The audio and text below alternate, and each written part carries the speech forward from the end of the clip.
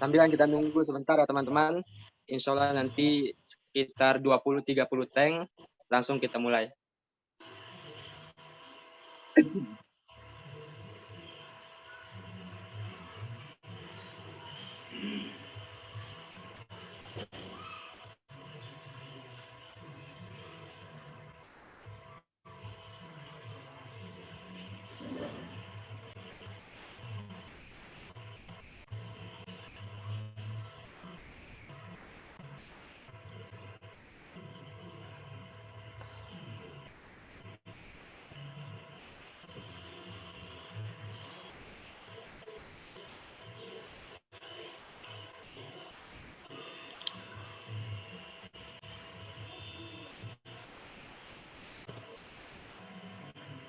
Insya Allah sekitar 10 menit lagi kita mulai, Pak. Baik.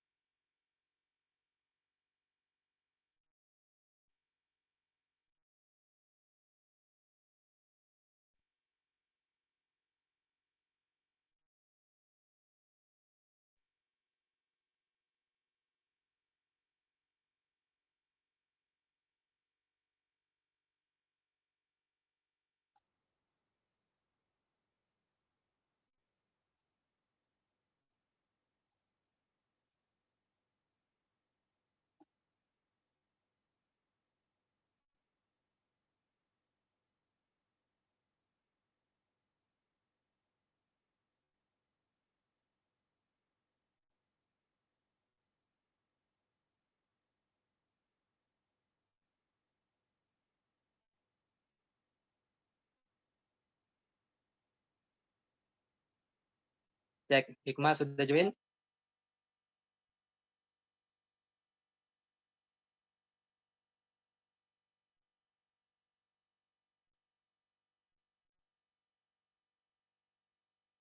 Kita mulai insya Allah sekitar 4 menit lagi ya.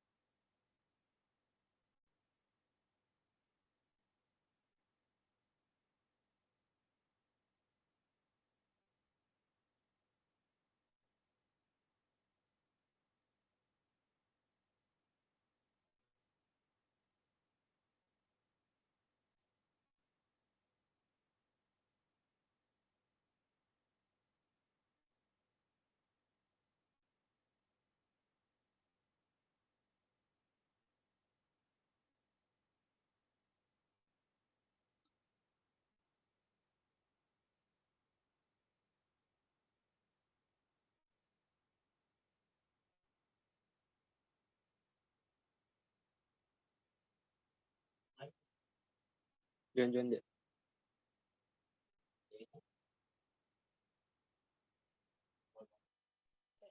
Apakah bisa kita mulai? Bisa.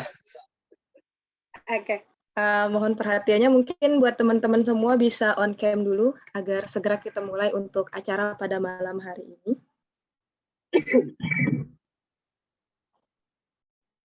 Oke. Bismillahirrahmanirrahim. Assalamualaikum warahmatullahi wabarakatuh. Oke, mana suaranya nih? Waalaikumsalam warahmatullahi Teman-teman. wabarakatuh. Assalamualaikum warahmatullahi wabarakatuh. Ya, alhamdulillahirabbil alamin. Alhamdulillah. Wassalamualaikum ala asrofil anbiya'i wal mursalin wa ala alihi wa sahbihi ajmain amma ba'd. Puji syukur kehadirat Allah Subhanahu wa taala yang senantiasa melimpahkan rahmat serta hidayahnya kepada kita sehingga kita dapat berkumpul melalui ruang virtual ini, yaitu ruang Zoom yang mungkin sangat bermanfaat buat kita untuk malam hari ini gitu. Sholawat serta salam tak lupa kita haturkan kepada junjungan alam Nabi besar Muhammad Sallallahu Alaihi Wasallam yang senantiasa menjadi contoh dan panutan kita dalam kehidupan kita sehari-hari. Yang saya hormati Pak Kabid BPSDM PW kami NTB, kemudian yang saya hormati Ketua Umum PW kami NTB, kemudian yang saya hormati pemateri-pemateri yang akan menyampaikan materinya pada malam hari ini, yang saya hormati pula para peserta pada malam hari ini, agar menambah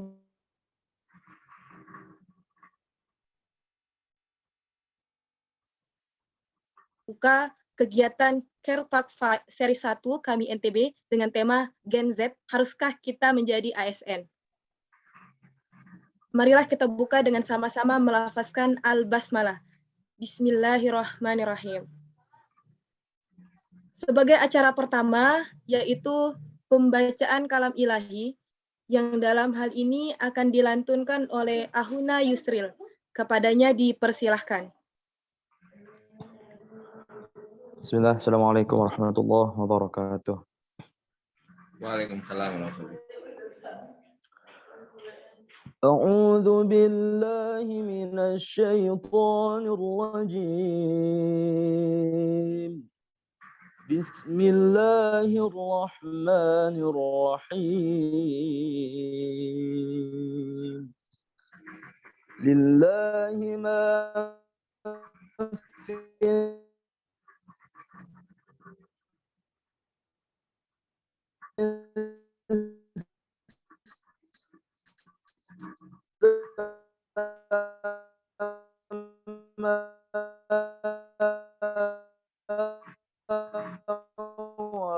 وما تبدوا ما فيكم أو تخفوه يحاسبه لمن يشاء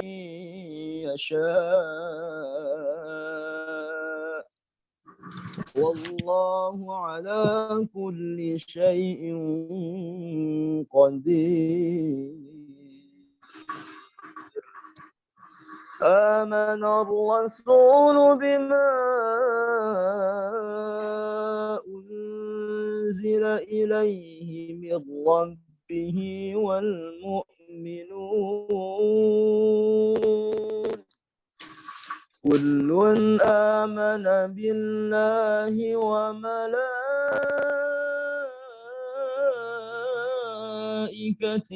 وكتبه ورسله لا نفرق بين أحد من رسله وقالوا سمعنا وأطعنا غفرانك ربنا وإليك المصير.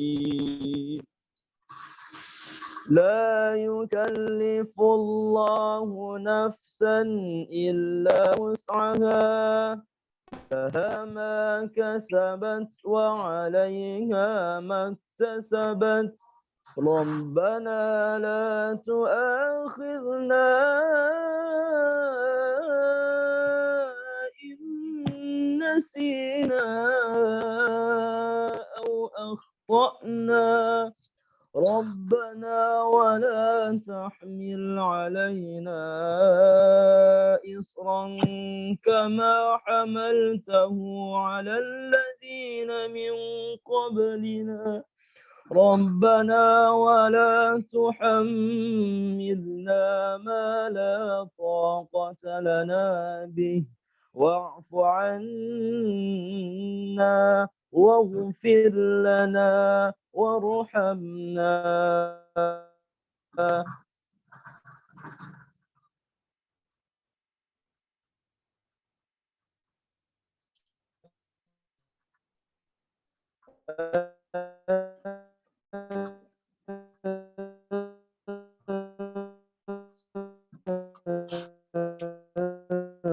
أنت مولى الغافرين. صدق الله. السلام عليكم ورحمة الله وبركاته. Waalaikumsalam warahmatullahi wabarakatuh. Sadaqallahul azim, sadaqallahul azim, sadaqallahul azim. Maha benar Allah dengan segala firman-Nya. Terima kasih kami ucapkan kepada Akhuna Yusril yang telah melantunkan ayat suci Al-Quran dengan begitu merdunya. Acara selanjutnya yaitu sambutan-sambutan.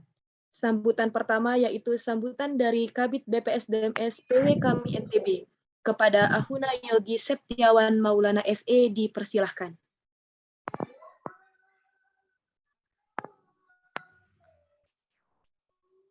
Cek.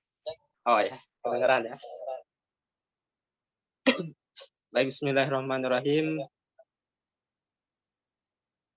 Rabbi syrah li sadri wa yassir li amri wahlul 'uqdatam min lisani yafqahu qawli. Assalamualaikum warahmatullahi wabarakatuh. Waalaikumsalam warahmatullahi wabarakatuh. Terima kasih Bu Hikmah selaku MC malam ini ya.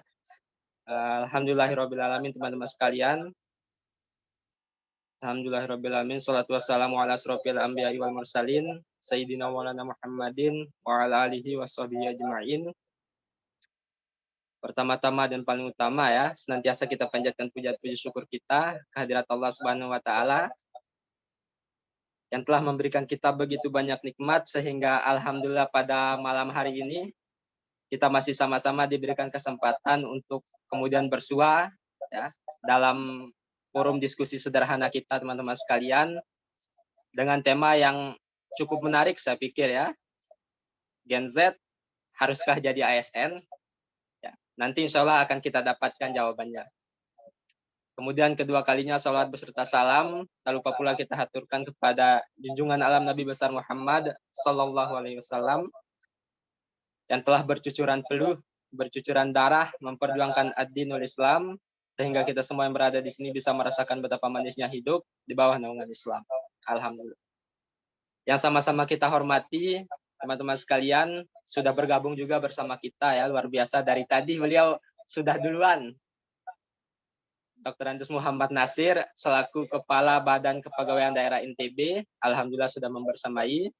Kemudian yang sama-sama kita hormati juga Pak Syamsul Buhari ya, SPSI MKes selaku Kabid PPI. Pengadaan, pemberhentian dan informasi BKD NTB yang alhamdulillah juga sudah membersamai kita pada malam hari ini teman-teman sekalian. Dan yang sama-sama kita hormati juga Pak Sekjen ya. Seharusnya tadi Bang Am juga ya selaku ketua kami NTB, tapi sekarang diwakili oleh Pak Sekjen kami NTB, Bang Fahri. Dan teman-teman sekalian yang alhamdulillah sangat luar biasa pada malam hari ini.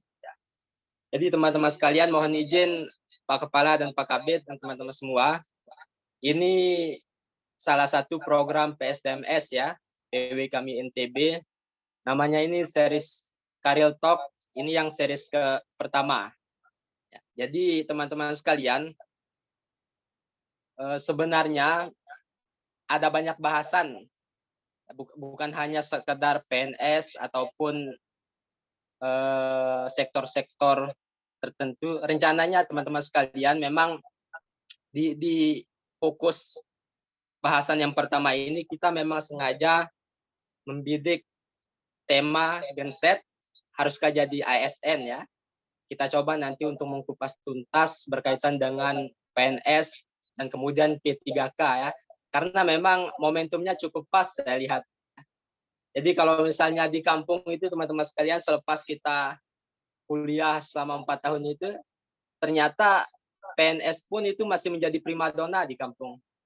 Bahkan kalau dalam salah satu riset yang dilakukan oleh Universitas Andalas dan Toronto Foundation saat itu kira-kira tahun 2021, ternyata teman-teman sekalian sebesar 26,7% dari total sampel mahasiswa ya di seluruh Indonesia itu yang menduduki urutan pertama pekerjaan yang paling dilirik dan diminati oleh para mahasiswa itu salah satunya itu adalah PNS, kemudian BUMN, baru kemudian pekerjaan-pekerjaan swasta lainnya.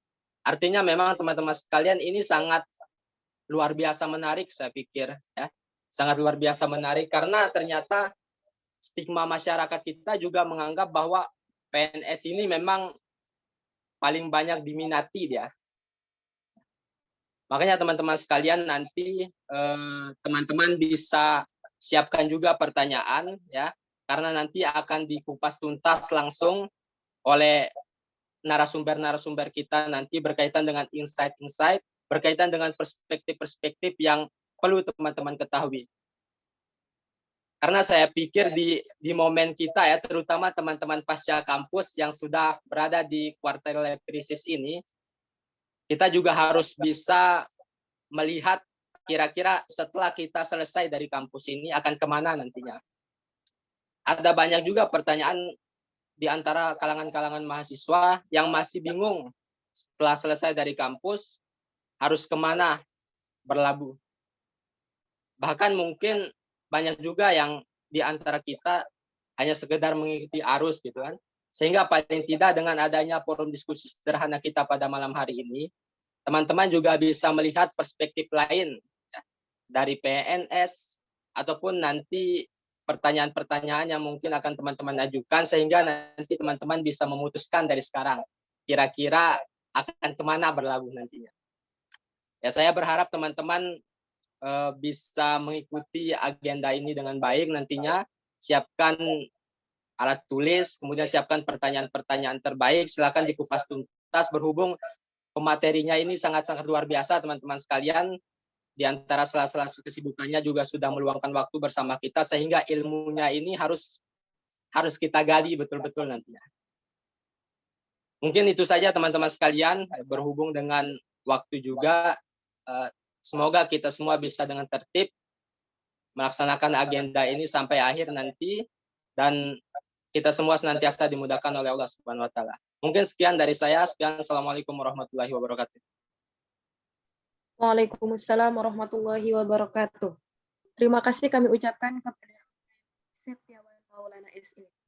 Sambutan selanjutnya yaitu sambutan Ketua PW kami NTB yang dalam hal ini akan diwakilkan oleh Ahuna Muhammad Fahri selaku Sekjen PW kami NTB. Kepadanya dipersilahkan.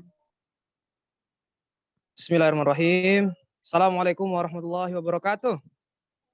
Waalaikumsalam warahmatullahi wabarakatuh. Suara saya jelas moderator ya? Jelas, sangat jelas. Alhamdulillahirabbil alamin. Wassalatu wassalamu ala asrofil anbiya wal mursalin wa ala alihi wa sahbihi ajmain.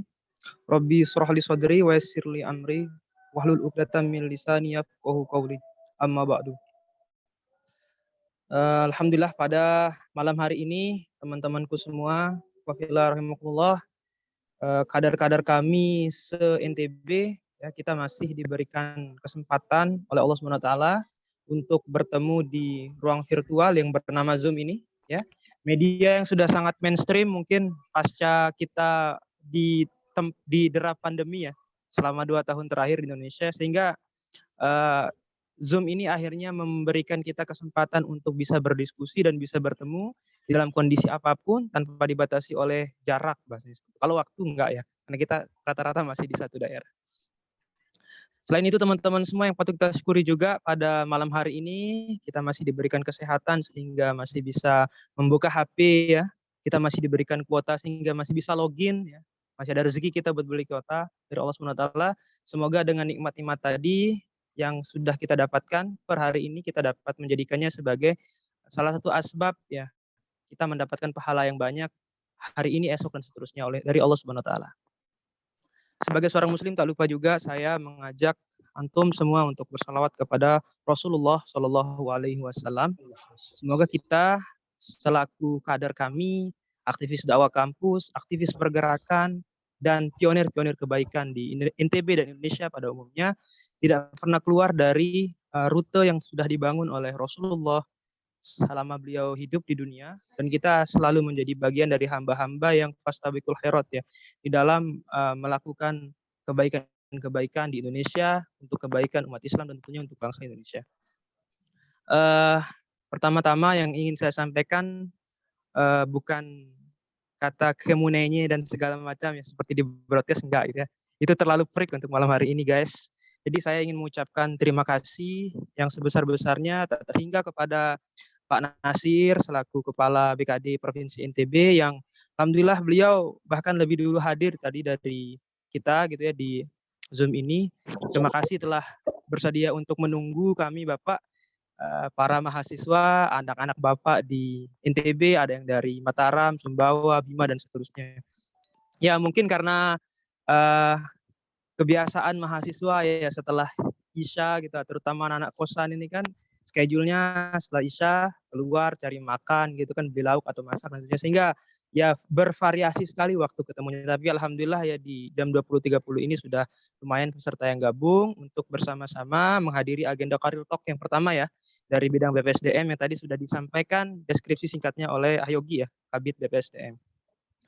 Yang kedua, saya juga sampaikan terima kasih telah bergabung Pak Samsul, Kepala Bidang Pengadaan, Pemberhentian dan Informasi ya BKD Provinsi NTB yang juga sudah bersedia membersamai kita pada malam hari ini. Jadi teman-teman semua, mumpung ya dua bapak kita dari BKD ya pada malam hari ini bisa bergabung. Jadi jangan sampai kehadiran beliau ini kita lewatkan begitu saja ya. Ini audiensi secara virtual sebenarnya. Jadi kalau kita cari ke kantor kan belum tentu kita ketemu ya. Di sekarang kalau lewat Zoom ini bisa kita ketemu. Jadi teman-teman bisa tanya sudah. Mulai dari detik ini teman-teman bisa catat pertanyaan yang semenarik dan ya sesulit mungkin lah bahasanya seperti itu. Mungkin yang teman-teman tidak bisa temukan jawabannya di Google atau tidak puas teman-teman tanya di teman-teman dan seterusnya.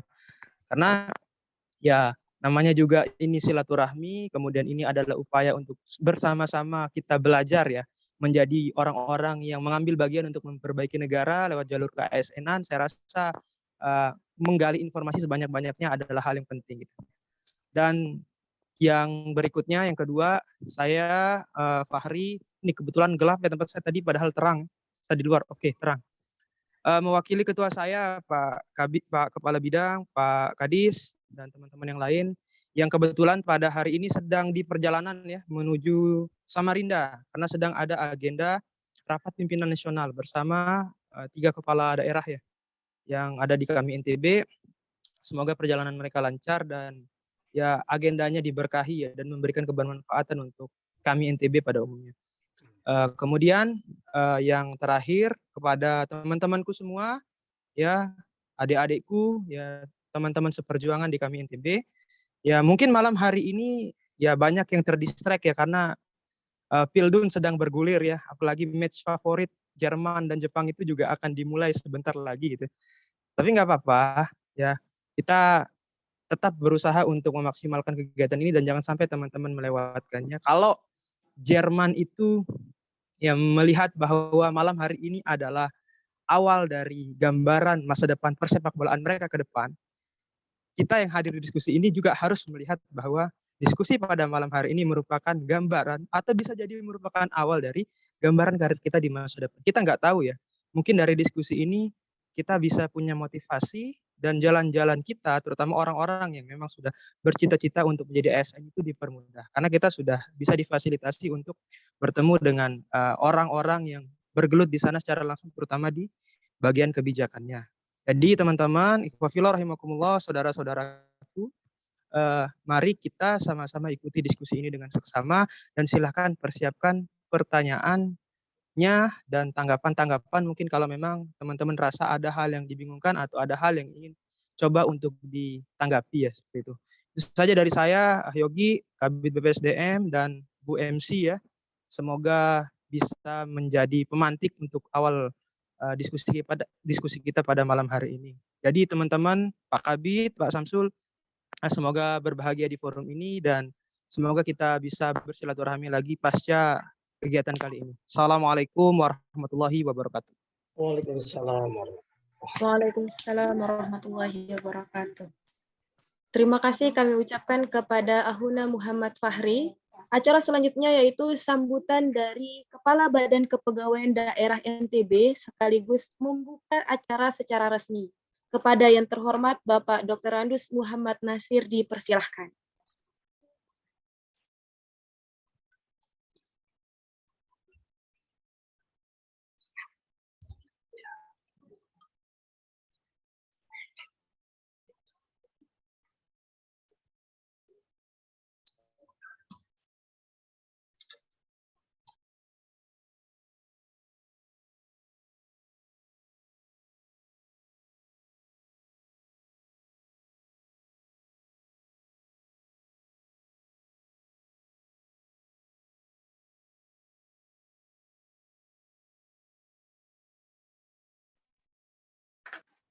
Mohon maaf Bapak, apakah bisa untuk menyampaikan sambutan?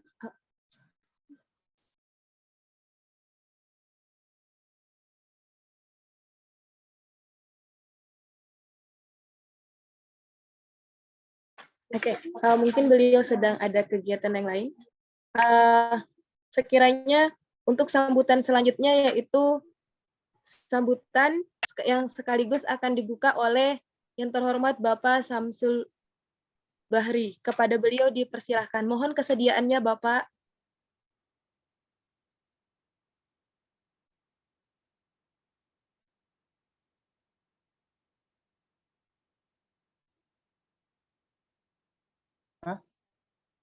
Benar.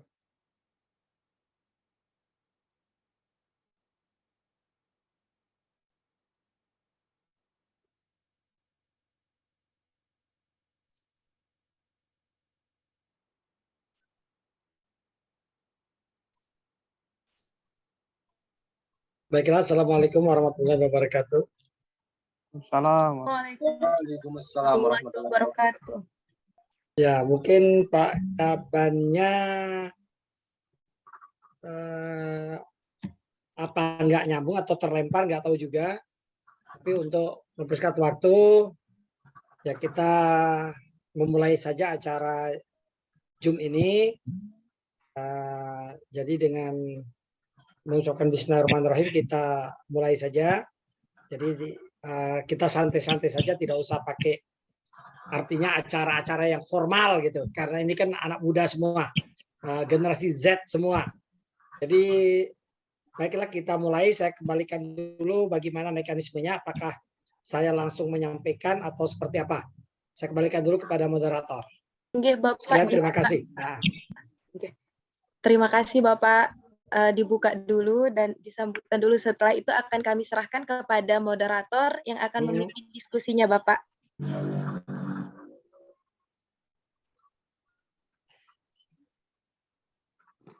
ya baiklah kalau gitu sambutan singkat. Assalamualaikum warahmatullahi wabarakatuh. Yang Waalaikumsalam. pertama, saya atas nama Kepala BKD menyampaikan terima kasih kepada kami NTB yang sudah mengundang untuk bersama-sama membahas masalah bagaimana kita atau teman-teman nanti akan bergabung, ya sebagian bisa jadi akan bergabung menjadi ASN.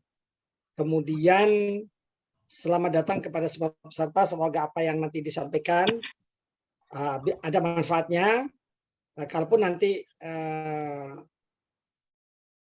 menjadi atau tidak menjadi ASN itu adalah merupakan pilihan teman-teman, tetapi saya berharap kepada teman-teman semua yang ada di kami NTB untuk artinya bahwa bukan hanya di ASN saja kita bisa berkarya, bisa membangun bangsa, tetapi ASN ini hanya salah satu cara untuk pengabdian kita sesuai dengan ilmu, sesuai dengan skill, sesuai dengan keterampilan yang kita punyai. Saya pikir itu saja dan selamat mengikuti dan nanti dipersiapkan apa saja pertanyaannya, tidak dibatasi.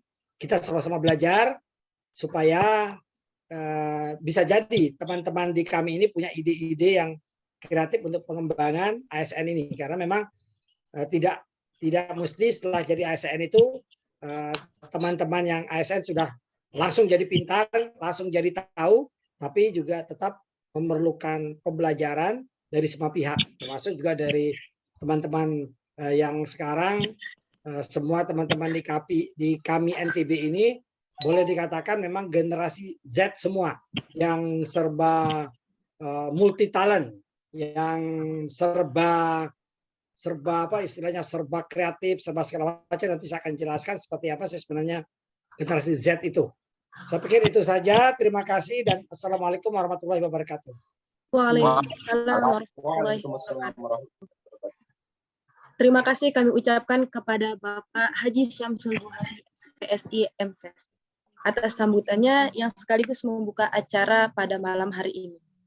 Baiklah teman-teman semua, dengan berakhirnya sambutan tadi, maka sekarang tibalah pada saat yang ditunggu-tunggu, yaitu acara inti penyampaian materi. Nah, sebelum penyampaian materi, dalam hal ini akan dipimpin oleh moderator kita yang keren, yang kece, yaitu oleh Mas Sultan. Beliau adalah kompetensi kami NTB. Saya langsung saja serahkan kepada beliau. Kepada Ahuna Maslan dipersilahkan. Terima kasih. Ya, bismillahirrahmanirrahim. Assalamualaikum warahmatullahi wabarakatuh. Waalaikumsalam warahmatullahi wabarakatuh. Kedengaran jelas ya suaranya. Alhamdulillah segala puji bagi Allah SWT atas rahmat serta hidayahnya. Kita dapat ya dipertemukan di dalam keadaan digital ya, online seperti ini. Salawat serta salam semoga senantiasa kita haturkan ya pada suri tauladan kita, kepada junjungan besar kita yaitu Nabi Muhammad SAW, mana mengantarkan kita dari zaman kegelapan menuju zaman terang menerang seperti yang kita rasakan hingga malam hari ini. Baiklah teman-teman semua, saya akan memandu ya jalannya agenda kita pada malam hari ini. Sangat menarik ya temanya, Gen Z haruskah jadi ASN? Nah ini mungkin teman-teman udah banyak bertanya-tanya gitu kan ya, apa sih yang dimaksud dengan ASN itu? Nah perlu teman-teman ketahui juga ASN itu udah terbagi dua sekarang ini, ada PNS, ada P3K gitu. Nah untuk lebih jelasnya nanti mungkin akan dijelaskan ya pada pemateri kita. Jadi saya akan kasih ya sedikit spoiler ya tentang materi yang akan dibahas ya pada malam hari ini. Seperti yang tadi yang saya katakan ya tentang bagaimana sih alur pendaftaran CPNS. Nah itu nanti akan dijelaskan proses pendaftarannya, terus syarat-syarat serta segala hal tentang ASN itu sendiri. Seperti yang dikatakan oleh pemateri tadi ya, silakan ditanyakan, kita akan kupas tuntas itu terkait dengan ASN. Jadi adapun pemateri kita tadi yang sangat kece juga ya, Bapak Syamsul Buhari. Jadi udah sangat berpengalaman lah di bidang ini ya, karena beliau juga sebagai kepala PPI BKD NTB ya. Ada yang tahu nggak apa PPI itu? Yang bisa jawab nanti dapat tiket ini ya, nonton Piala Dunia. Tapi nontonnya di secret ya, secret kami. Jadi itu aja. Mungkin teman-teman udah nggak sabar, pemateri juga udah nggak sabar ini untuk memberikan materi yang sangat luar biasa ini tanpa basa-basi lagi. Ini persilakan kepada Bapak Syamsul Buhari untuk memimpin agenda pada malam ini. Pada Bapak Syamsul Buhari dipersilakan. Baiklah, Assalamualaikum warahmatullahi wabarakatuh. Waalaikumsalam. Langsung saya izin di-share materinya dari sini aja, karena ada perubahan sedikit. Oh ya, baik Pak. Tapi ini kalau nggak mau ya laptop ini. Nah, itu belum dibuka kayaknya ya.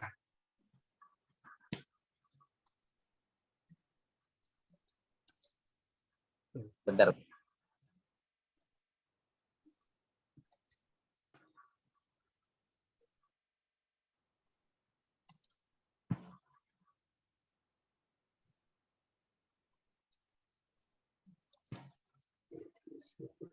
Coba diulang Pak, sudah bisa. Ya, coba. Ya, oke.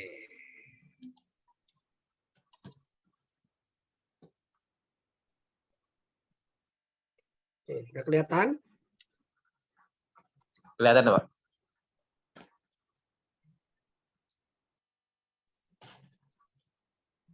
Oke.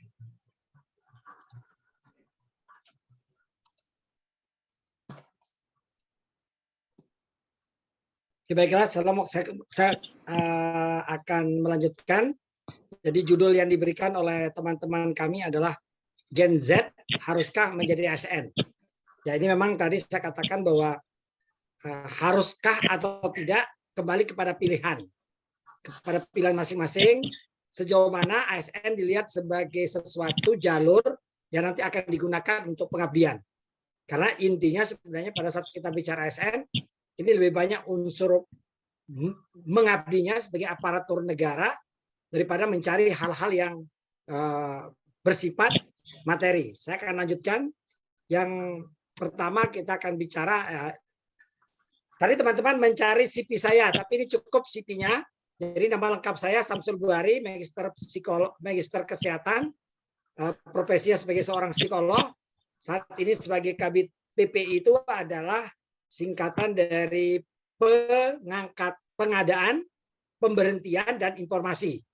Jadi Badan Kepegawaian Provinsi NTB.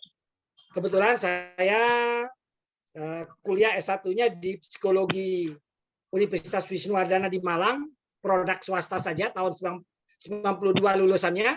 Kemudian saya sempat pada tahun 2004 diberikan beasiswa oleh Provinsi NTB saat itu untuk mengikuti atau melanjutkan pendidikan ke jenjang S2, mengambil kesehatan kerja di Fakultas Kedokteran Universitas Gadjah Mada, Yogyakarta.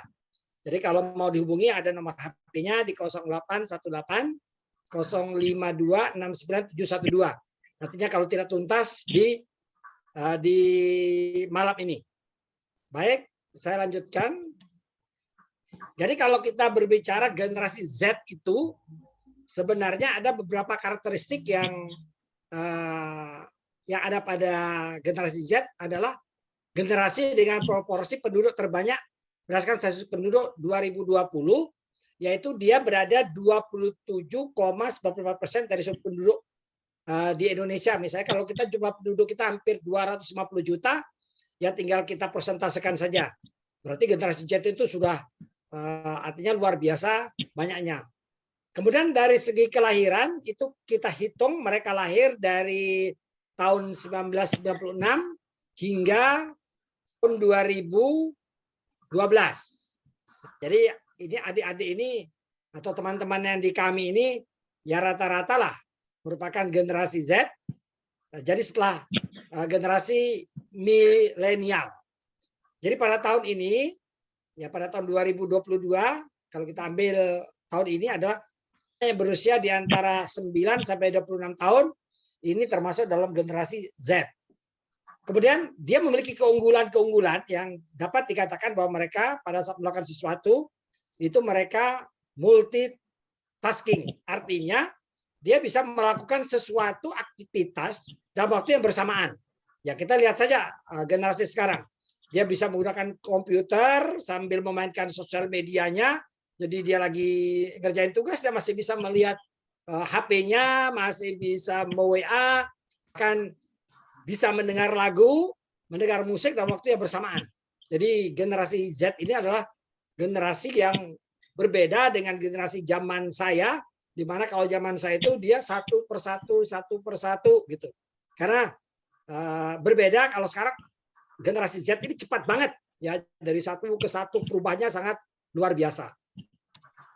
Nah, kemudian kalau kita bicara ASN, kalau dulu sebelum diterbitkannya Undang-Undang Nomor 5 Tahun 2014, artinya pada tahun 2013 dan seterusnya, termasuk saya sebagai PNS waktu itu tahun 1996, ya 1996 itu masih namanya PNS.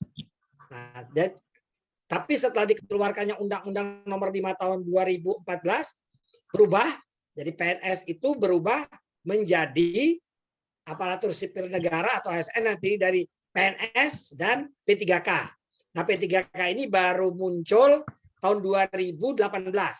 Jadi keberadaan P3K baru muncul 2018, itu sudah ada undang-undangnya. Bahkan untuk saat sekarang, untuk tahun 2022, walaupun kemarin 2021 juga sempat ada P3K, tapi nggak banyak, tidak itu lebih khusus kepada guru. Kemudian ada satu jabatan waktu itu P3K yang ada di Provinsi NTB, itu untuk penyuluh pertanian. Tetapi untuk tahun 2022 ini, itu ada tiga jenis P3K. Kemudian tidak ada PNS yang diangkat tahun ini, formasi tahun ini tidak ada. Yang ada tahun 2022 ini adalah P3K guru, kemudian P3K tenaga kesehatan, dan P3K teknis. Ya, kalau untuk NTB supaya sekedar tahu saja bocorannya, jumlah kita 4.000 lebih. Ya, nanti akan saya sampaikan detailnya karena saya harus buka data dulu. Jadi dengan berlakunya Undang-Undang Nomor 5 Tahun 2014 ya berubah menjadi dua pecahannya, satunya PNS dan satunya P3K. Nah, nanti ada bedanya apa? Sebenarnya tidak terlalu banyak sih perbedaannya, hanya nanti perbedaannya akan terlihat di akhir pada saat mereka sudah pensiun. Itu saja nanti bedanya. Dan usianya juga kalau P3K lebih fleksibel, kemudian P3K itu nanti modelnya kontrak antara 3 tahun sampai 5 tahun dan bisa diperpanjang kembali. Nah, di sini ya. Jadi kalau PNS itu pegawai negeri sipil, itu dia ada syarat-syaratnya, nanti akan saya sampaikan syaratnya juga. Kemudian kalau PPK sama, adalah warga negara Indonesia, sama juga dia memiliki persyaratan tertentu, kemudian ada perjanjiannya dalam waktu tertentu. Jadi hanya sedikit perbedaannya. Kalau PNS dia tetap sampai usia pensiun, bisa sampai 30 tahun, bisa sampai 15 tahun kalau dia misalnya masuk, usianya juga dibatasi. Kalau PNS itu tidak boleh lebih dari 35 tahun, jadi 18 sampai 35 tahun. Tapi kalau P3K itu bisa dia 2 tahun sebelum pensiun. Jadi kalau pensiunnya PNS itu 58, jadi dia bisa ya masuk, kalau guru 8 dia bisa menjadi P3K. Jadi usianya boleh 45, boleh 55, nanti tergantung daripada keahlian apa yang dia punyai. Oke, saya lanjutkan. Nah, ini perbedaan yang sangat nyata. Jadi kalau kita bicara PNS, yang pertama dia berstatus pegawai tetap. Nah, jadi tetap dia ada nomor induk pegawainya yang kita kenal dengan nama istilah NIP. Nah, kemudian di P3K juga ada, tetapi dia hanya tadi yang saya katakan di awal bahwa mereka dikontrak berdasarkan kebutuhan. Misalnya ada tadi yang dikontrak 3 tahun, ada 4 tahun, ada 5 tahun, dapat diperpanjang sampai 30 tahun, tetapi dia minimal, ya ada minimalnya 3 tahun, ya seperti saya bilang tadi. Kemudian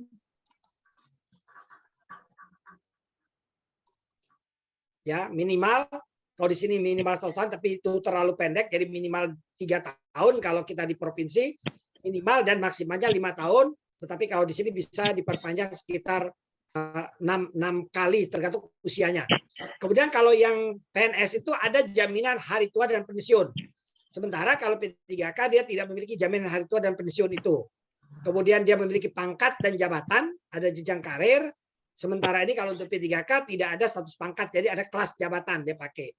Mutasi atau pembinaan kerja, jadi kalau PNS itu bisa dia dimutasi, bisa berpindah dari tempat ke tempat yang lain.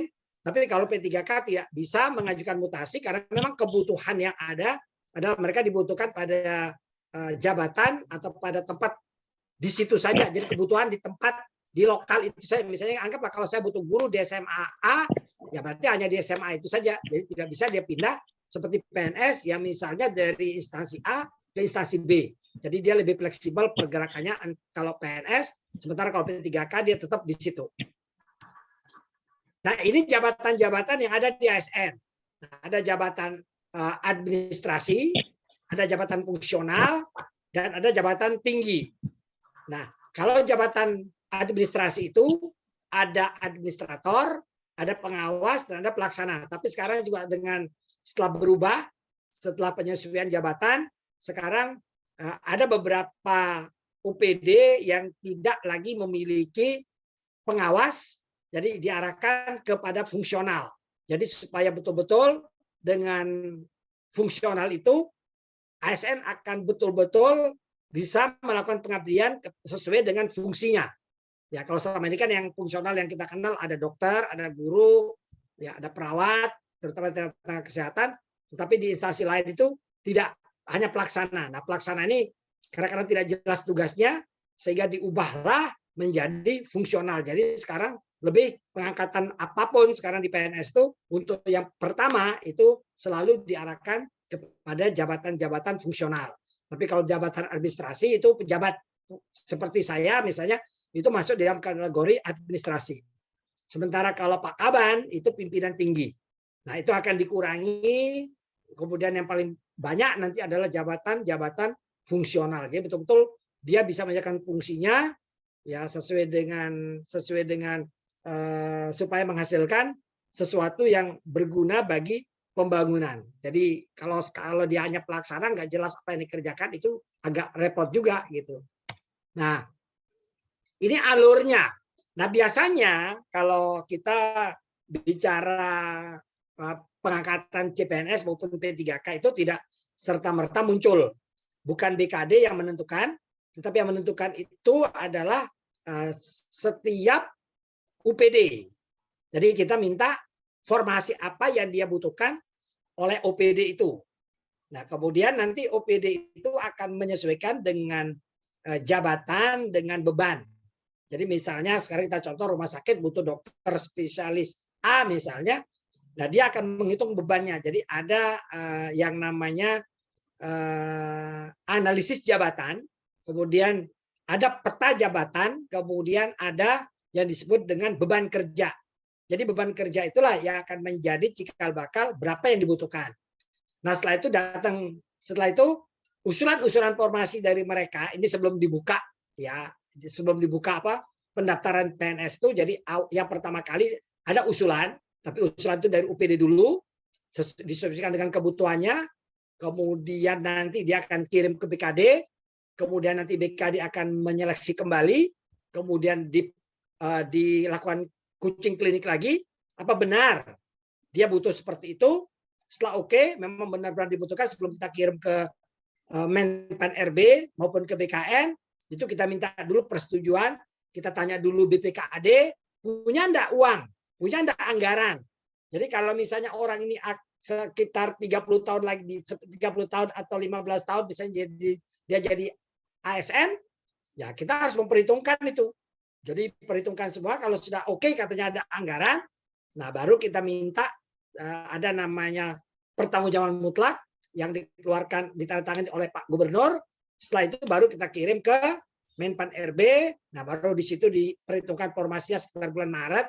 Nah nanti kalau mereka sudah oke, keluar formasinya baru kita entry, setelah itu baru diumumkan, baru seseorang yang akan menjadi ASN nanti lewat SSC ASN, jadi ada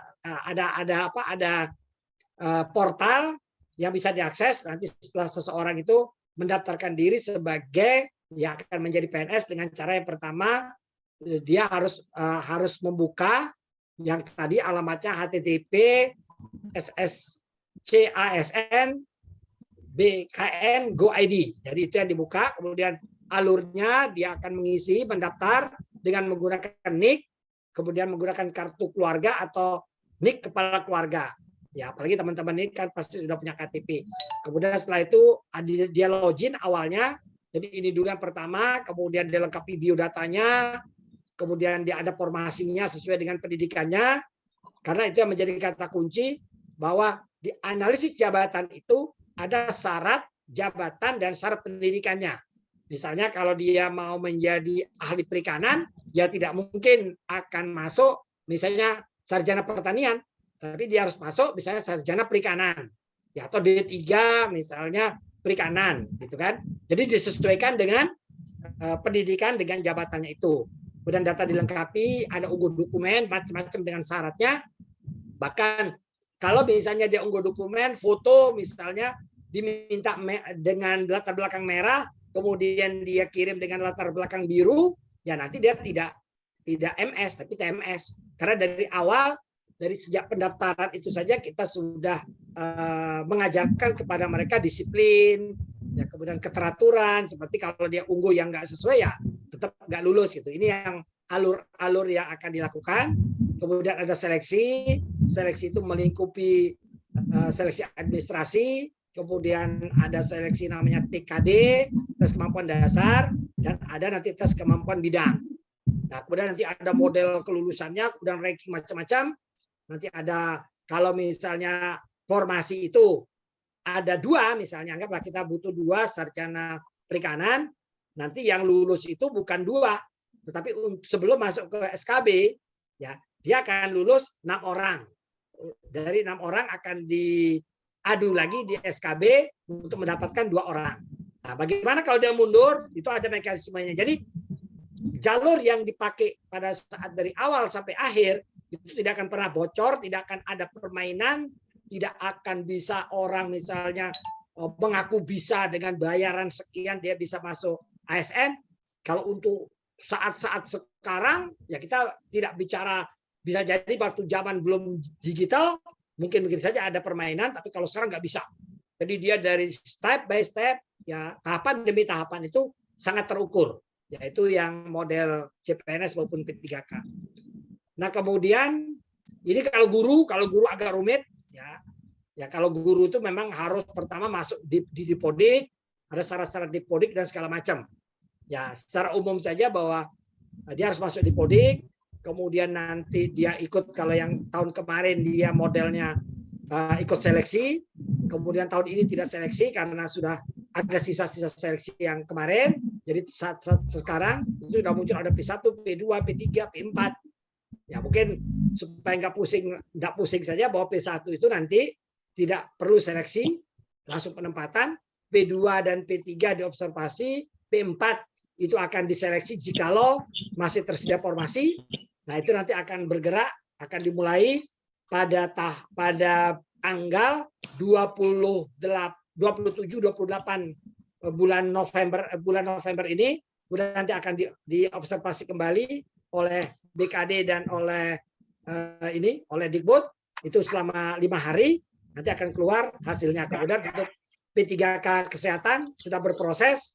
So, insya Allah sore akan kita umumkan siapa yang sudah lulus. Bayangkan saja, ya, bayangkan saja kita butuh tenaga kesehatan dari formasi yang ada hanya 446. Tapi bayangkan yang daftar saja di provinsi itu sudah 2.500-an. Nah, bayangkan berapa yang akan tersisih. Karena memang orang pingin masuk di ASN. Nanti kenapa sebenarnya mereka ingin masuk ke ASN, itu ada alasan, nanti saya akan berikan apa sih alasannya. Ternyata itu yang dikejar. Nah, kemudian ini P3 teknis akan ada juga. Kalau P3 teknis ini ada 200 sekian, dan ini kesempatan bagi adik-adik atau teman-teman yang saat ini mau ikut di teknis itu, mungkin bisa jadi ada yang sekarang lagi honorer di non ASN di tempat di PD tertentu, itu bisa untuk mengikuti lamaran, mengikuti seleksi P3K teknis. Nah, ini belum ada beritanya, makanya rajin-rajin ya, nanti akan ada tip bagaimana sih kalau kita ingin masuk menjadi seorang ASN. Nah, jadi ini belum dibuka, tapi sepertinya awal tahun nanti akan ada pendaftaran dan seterusnya. Nah, ini persiapannya kalau ingin menjadi ASN. Jadi kalau ingin menjadi ASN, bisa dimulai dari sekarang aja mempersiapkan dokumen. Ya, jadi dokumennya disiapkan.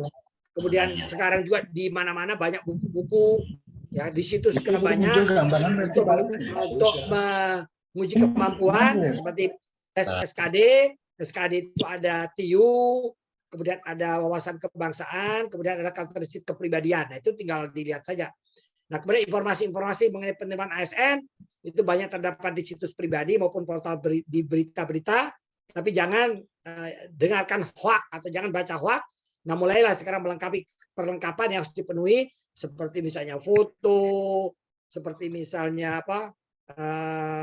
dipersiapkan apa nick-nya sudah benar, nomor nick-nya, karena nick itu menjadi penting. Karena itu menjadi data yang sangat perlu di dalam membuat CASN itu. Nah, kemudian juga apakah ijazahnya, apakah transkripnya itu sudah sesuai apa tidak? Karena itu juga menjadi penting. Sekarang lah kalau memang mau mengejar nanti untuk seleksi tenaga teknis, nah dari sekarang. Bahkan kalau sekarang untuk menjadi tenaga teknis itu diminta salah satu dokumennya harus memiliki sertifikat kompetensi. Jadi kalau contoh misalnya kalau mau jadi penerjemah itu harus punya sertifikat atau kompetensi sebagai penerjemah yang dikeluarkan oleh kementerian yang bahasa itu, Menteri Pendidikan dan Kebudayaan kalau nggak salah. Jadi yang berhubungan dengan bahasa. Atau kalau sekarang mau jadi penyuluh pertanian harus punya sertifikat atau hasil UKOM, uji kompetensi yang dikeluarkan oleh Kementerian Pertanian. Jadi sekarang sudah agak lumayan ribet juga. Jadi betul-betul yang akan diterima orang-orang yang memang memiliki kompetensi selain pendidikan yang sesuai dengan jabatan yang akan dilamar. Nah, ini syarat-syaratnya, intinya bahwa yang terpenting bahwa syaratnya harus seorang warga negara Indonesia. Usianya untuk PNS adalah 18 tahun, maksimal 35 tahun. Tapi nanti kalau tadi untuk ASN, misalnya kalau dia guru, dia melamar guru, itu karena guru usia pensiunnya 60 tahun, itu bisa menjadi P3K, bisa melamar P3K pada saat usianya sudah 58 tahun. Jadi nanti 2 tahun aja masa pengabdiannya.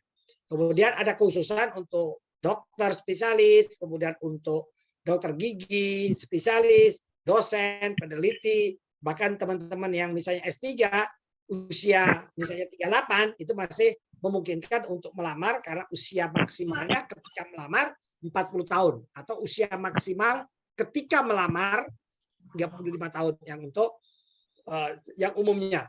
Kemudian belum pernah dipidana dengan pidana minimal 2 tahun. Kemudian tidak pernah berstatus sebagai ASN atau kepolisian maupun TNI berhenti atas keinginan sendiri ataupun secara tidak terhormat. Kemudian tidak pernah berhenti dari pegawai swasta secara tidak terhormat. kemudian dia tidak memiliki kemampuan atau kualifikasi pendidikan sesuai dengan persyaratan pada posisi yang dia lamar, kemudian secara jasmani dan rohani, serta bersedia untuk ditempatkan di seluruh Indonesia bahkan ke luar negeri jikalau memang diperlukan posisinya di luar negeri itu. Nah, ini alur jenjangnya ini luar biasa, ini kecil banget.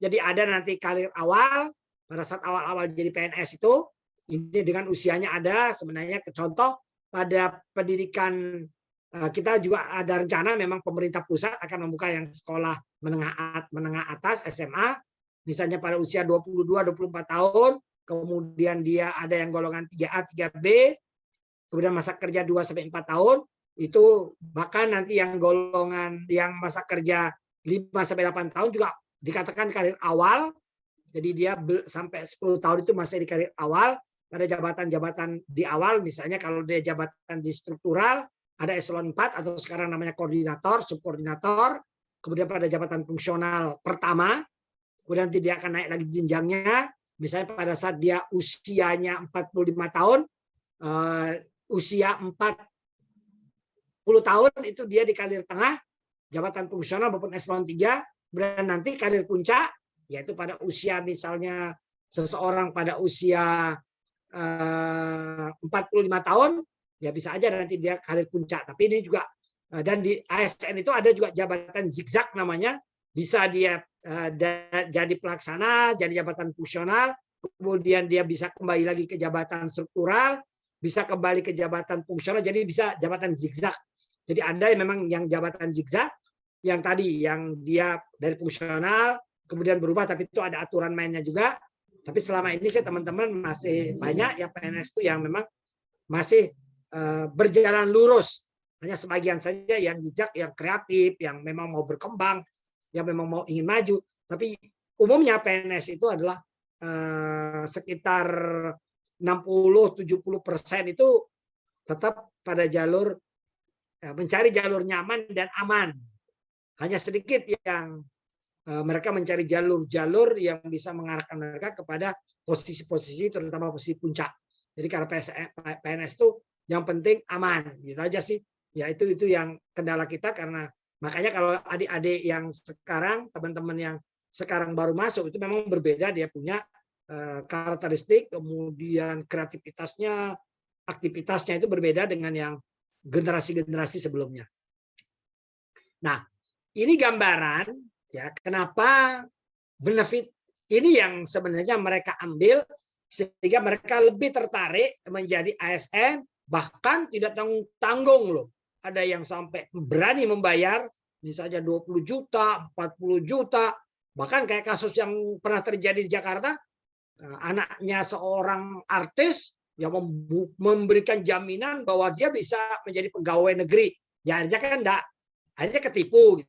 Nah, kenapa? Karena memang ada benefit-benefit yang memang juga dirasakan oleh PNS. Misalnya gaji tetap. Makanya waktu zaman pandemi, ya terus terang, PNS tidak terlalu merasakan hambatan secara ekonomi. Gitu. Jadi gaji tetap jalan. Gitu. Jadi gaji tetap, bahkan walaupun dirasakan tetap, tapi ada kenaikan sedikit demi sedikit, walau kenaikan gajinya kecil. Ya, dibandingkan dengan swasta itu betul-betul perjuangan. Nah, ini yang dicari sebenarnya. Gaji kecil tidak apa-apa, tapi rutin. Nah, itu. Kemudian risiko PHK sangat kecil karena sekarang misalnya seorang ASN melakukan anggaplah pelanggaran disiplin. Itu pun pelanggaran disiplin itu ada 3 kategorinya. Ada ringan, sedang, berat. Nah, tidak langsung dia diberhentikan. Nanti diberikan dulu peringatan, nanti lewat jalur bawah dulu, jadi berjenjang. Kemudian nanti setelah itu diingatkan, kemudian turun pangkat, ya setingkat lebih rendah dari saat ini, penundaan kenaikan pangkat, penundaan kenaikan gaji berkala. Jadi tidak langsung gitu. Jadi kalau ringan itu masih agak lama gitu. Nah kalau berat sama sekali, misalnya berat dia korupsi sekian miliar, langsung bisa. Itu pun diberhentikan setelah dengan tidak hormat, setelah jelas ya, setelah ada ketetapan pengadilan yang sudah tetap. Nah itu, tapi prosesnya agak lama, makanya risiko PHK sangat kecil. hari tua dan pensiun terkendali. Ya, jadi sudah ada hari tuanya, sudah ada pensiunnya. Nah, kalau pensiun misalnya besok saya pensiun tahun depan, ya lumayan lah 70 juta kita dapat. Tapi kan ada rencana nanti akan wacananya kan seseorang ASN yang pensiun langsung dapat 1 miliar. Nah, tapi tergantung juga apakah ini wacana. Nah, kemudian SK PNS ini banyak yang terjadi, apalagi saya di PPI. Ya, di PPI itu berhubungan dengan informasi, berhubungan dengan data-data. Kadang-kadang ada yang bilang SK-nya hilang. Ternyata SK-nya itu disekolahkan. Makanya ada istilah SK-nya belum keluar dari sekolah. Karena mereka menggadaikan SK PNS itu untuk minjem di bank dengan nilai-nilai tertentu. Nah, jadi SK itu berlaku, SK PNS itu masih berlaku di bank gitu. Kemudian pendidikan dan beasiswa itu dapat. Ya, kesempatan melanjutkan pendidikan ke jenjang lebih tinggi terbuka lebar juga. Ya, kayak saya waktu kemarin saya dapat pendidikan lanjutan dengan beasiswa yang didapatkan dari provinsi. Nah, cuma sayang waktu ada pengajuan S3 zaman saya, ya akhirnya nggak disetujui karena memang waktu itu kebutuhan S3 untuk di pegawai negeri belum banyak. Kalau sekarang luar biasa, ya banyak banget gitu. Nah, kemudian sekolah anak terjamin, kesehatan dan kesejahteraan keluarga juga aman ya dengan kondisi sebagai orang ASN. Karena apa? Nggak perlu capek-capek, ya nggak perlu dia harus berpanas-panas gitu. Ya cukup dia duduk di kantor, kalau dia ada kreatif ya tetap aja, artinya gaji bulanan mengalir. Tapi kalau mau banyak, ya harus kreatif juga, harus aktif juga, harus berusaha untuk mengembangkan diri.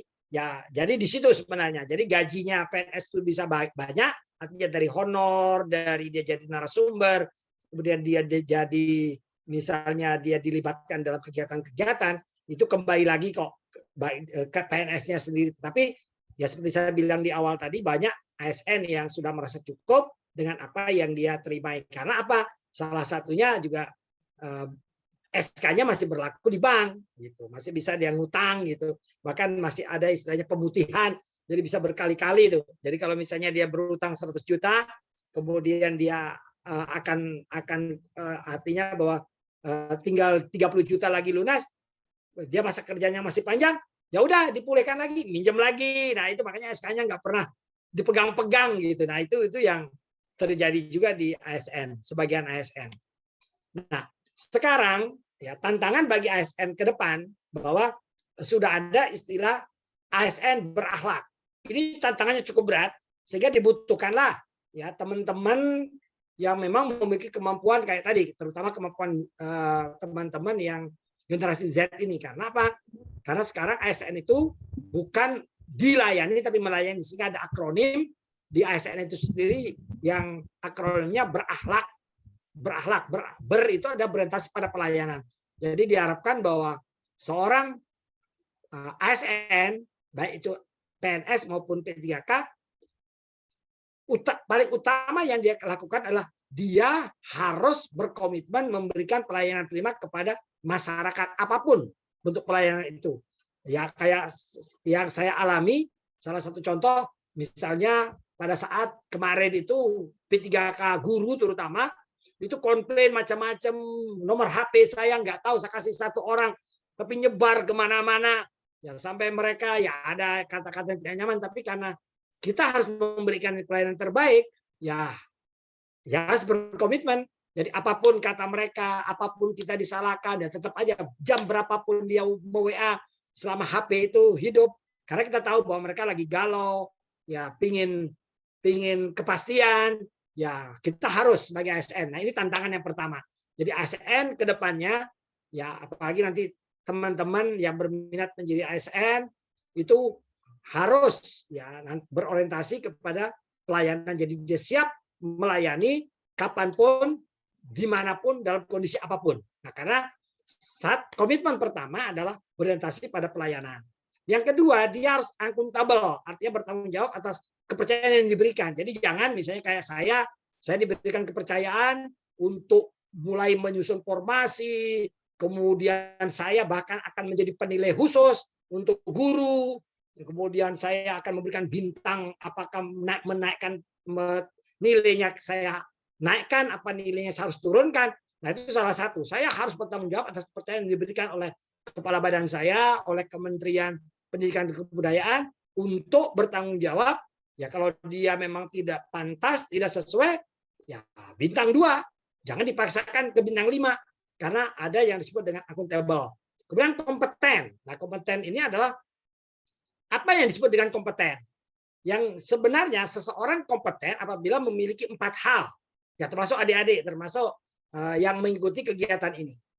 Kalau Anda ingin dikatakan kompeten, ya memang salah satu syaratnya terus belajar dan mengembangkan kapasitas. Tetapi seorang dikatakan kompeten apabila pertama dia tahu, ya tahu itu knowledge-nya. Kemudian dia bisa melakukannya. Ya, jadi misalnya anggaplah dia sarjana pertanian, dia tahu ilmunya, dia bisa melakukan, dia tahu prosedurnya.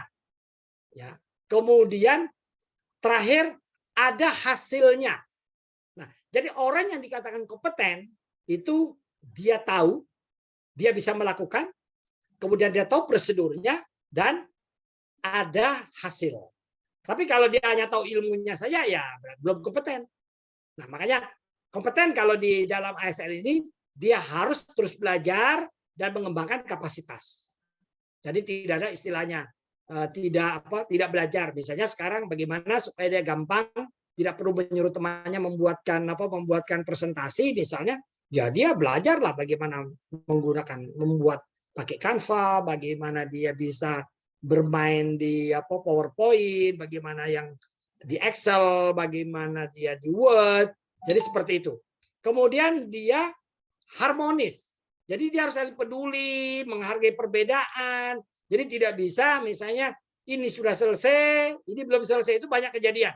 Jadi kayak saya misalnya di PPI itu juga mengurus ada laporan, terutama laporan HKPN namanya. Itu bisa jadi loh, temannya sudah jadi, ada temannya belum jadi. Nah, ini tidak ada saling mensupport gitu. Nah, ini juga salah satu kelemahan yang terjadi. Nah, sehingga diharapkan bahwa ASN ke depannya itu harus harmonis, kemudian loyal, adaptif, kemudian kolaboratif membangun kerjasama yang sinergis. Jadi ini gambaran untuk ASN ke depannya. Jadi dia harus berakhlak, ya berakhlak, berorientasi pada pelayanan, dia akuntabel, dia kompeten, harmonis, loyal, adaptif, dan kolaboratif.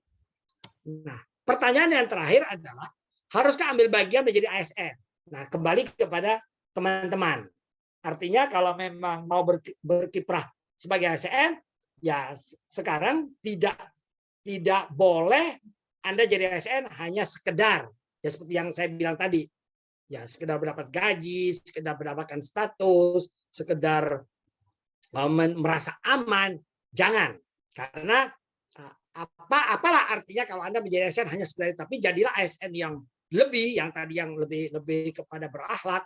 Jadi silakan siapapun boleh menjadi ASN asal yang memenuhi tadi kualifikasi pendidikan, kemudian jabatannya, dia memang kualifikasi pendidikannya, dia kompeten segala macam. Tapi setelah jadi ASN, jadilah ASN yang smart, ya yang smart, yang memang bukan hanya smart dari segi intelektual, tapi smart dalam arti bahwa melakukan aktivitas kegiatan yang saya sering bilang harus aktif, kreatif, ya, kemudian kolaboratif, sehingga ASN ini betul-betul mendunia, karena harapannya ke depannya bahwa 2025 itu ASN Indonesia itu bisa berkelas dunia. Tapi kelas dunia bisa dicapai dengan yang berakhlak tadi. Saya pikir itu saja yang dapat saya sampaikan. Ya, nanti kita akan share. Semoga apa yang saya sampaikan ini ada manfaatnya. Kalau ada tadi hal-hal yang tidak berkenan, saya mohon maaf dulu. Dan mari kita saling berkolaborasi, nanti saling mengisi, sehingga akan menjadi lebih lengkap lagi. Sekian, terima kasih. Assalamualaikum warahmatullahi wabarakatuh. Waalaikumsalam warahmatullahi wabarakatuh. Baik, terima kasih banyak. Sangat padat yang disampaikan Bapak Samsul Wahari. Sebelum kita ke sesi tanya jawab, ya, mungkin kita kasih kesempatan dulu kepada Bapak Muhammad Nasir ya, untuk mungkin ada sedikit kata-kata atau tambahan terkait dengan materi. pada Bapak Muhammad Nasir, dipersilakan.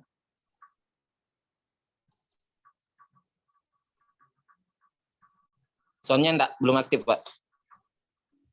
Speaker.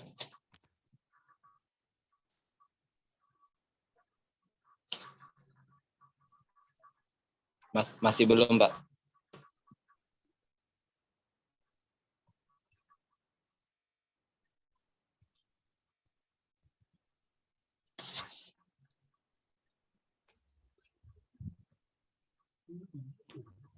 Masih belum aktif, Pak.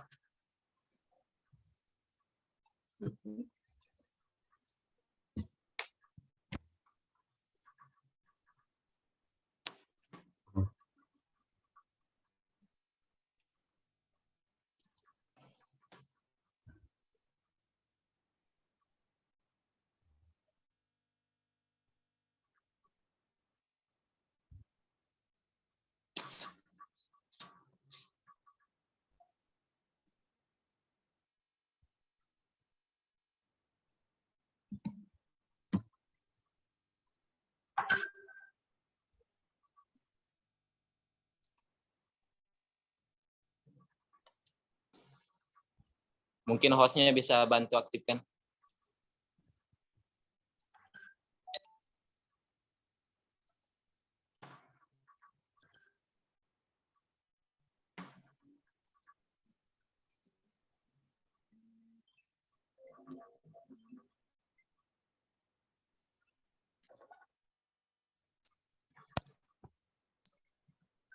Ya.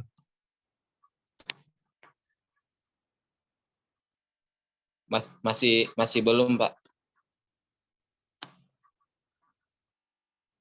Oke.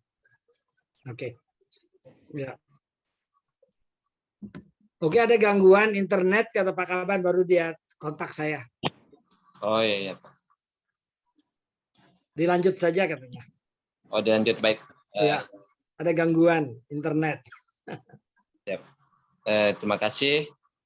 Jadi itu tadi ya terkait dengan materi yang sangat padat disampaikan oleh Pak Syamsul Buhari. Tapi ada satu yang kurang ini, Pak, saya mau tambahin ini, Pak. Ya. Benefit ASN tadi. Ya. Salah satu benefitnya itu, Pak, menjadi menantu idaman, Pak. Itu lupa disampaikan tadi itu. Oke. Ya, itu aja mungkin, Pak. Kita langsung ke sesi tanya jawab. Jadi kita langsung interaktif aja ya. Yang ingin bertanya silakan. Bisa langsung dijawab nanti sama Bapak Syamsul Buharinya. Kepada yang ingin bertanya, dipersilakan.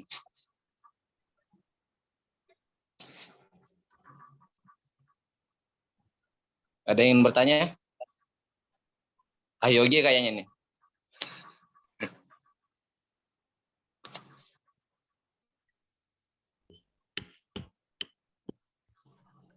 Dibuka aja ya mic-nya yang mau bertanya. Oh, ini Ahadul ya. Kepada Ahadul dipersilakan. Bismillah, Assalamualaikum warahmatullahi wabarakatuh. Waalaikumsalam warahmatullahi wabarakatuh. Terima kasih pada moderator yang telah memberikan kesempatan kepada saya untuk bertanya. Dan terima kasih juga kepada pemateri yang telah memaparkan tentang ASN tadi. Tadi sempat saya dengar juga tadi Pak mengenai kalau tidak salah di perikanan tadi Pak, ingin saya tanyakan itu, misalnya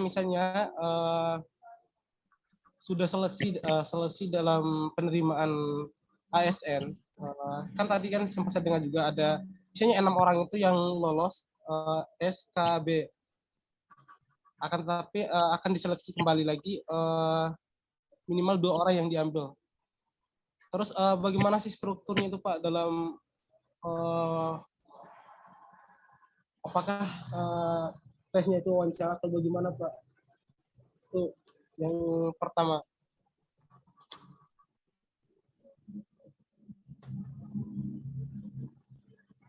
Apa tadi bagaimana struktur? Pemilihannya atau tesnya itu. Apakah wawancara atau ada tes secara apa ya, pemilihan kayak ujian nasional tuh kayak gitu. Oke. Oke. Ada lagi cukup ya, Abdul? Biar langsung dijawab sama.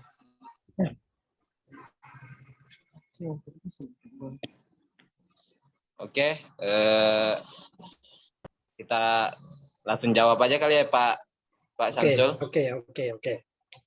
Oke, terima kasih untuk Mas Dul ya.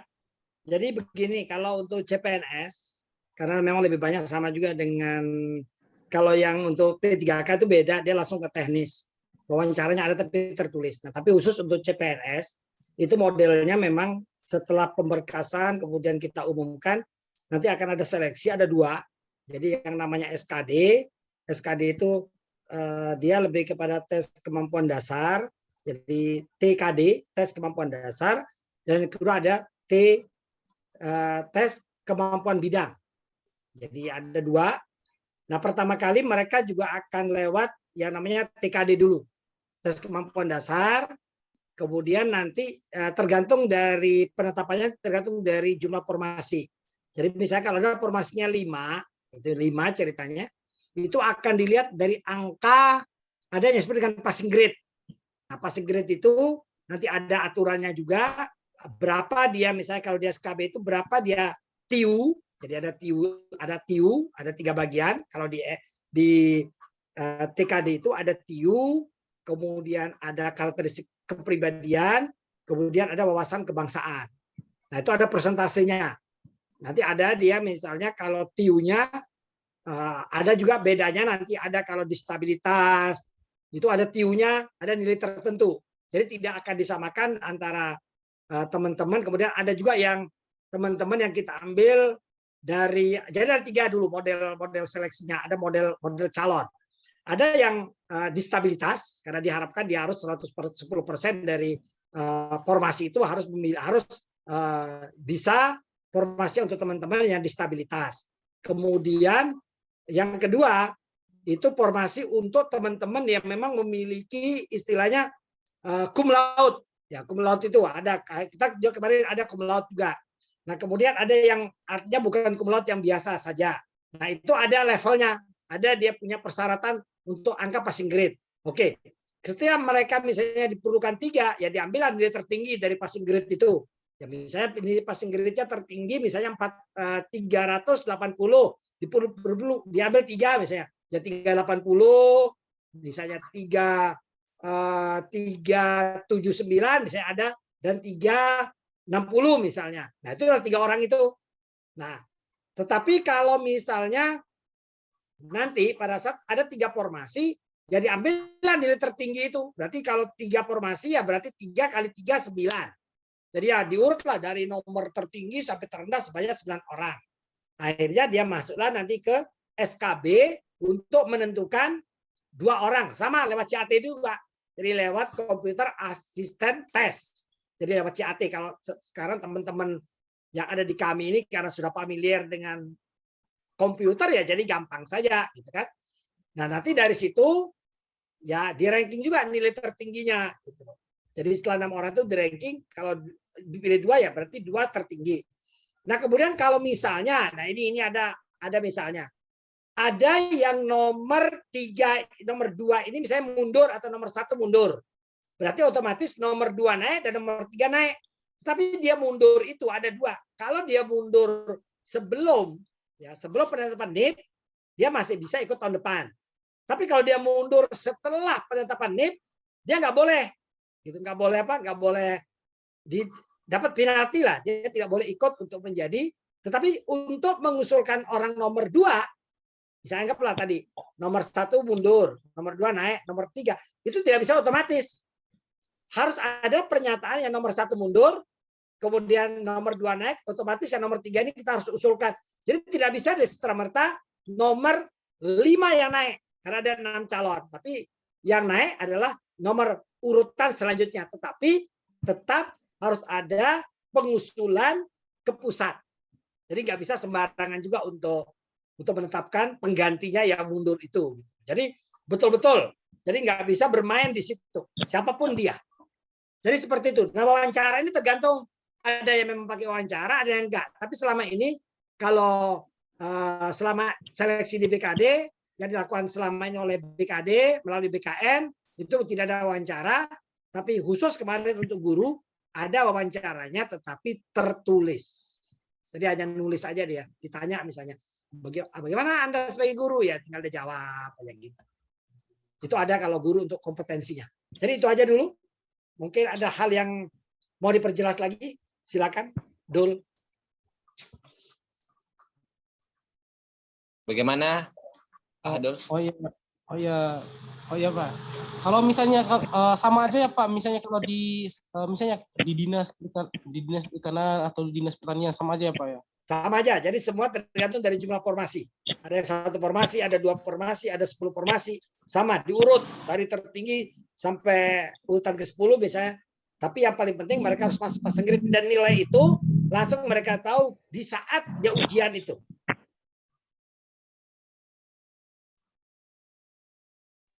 Pak, terima kasih Pak. Oke. Oke, terima kasih Pak Dul atas pertanyaan yang sangat luar biasa. Ada lagi yang ingin bertanya? Silakan acungkan tangan ya. Dari Ahwan mungkin ini.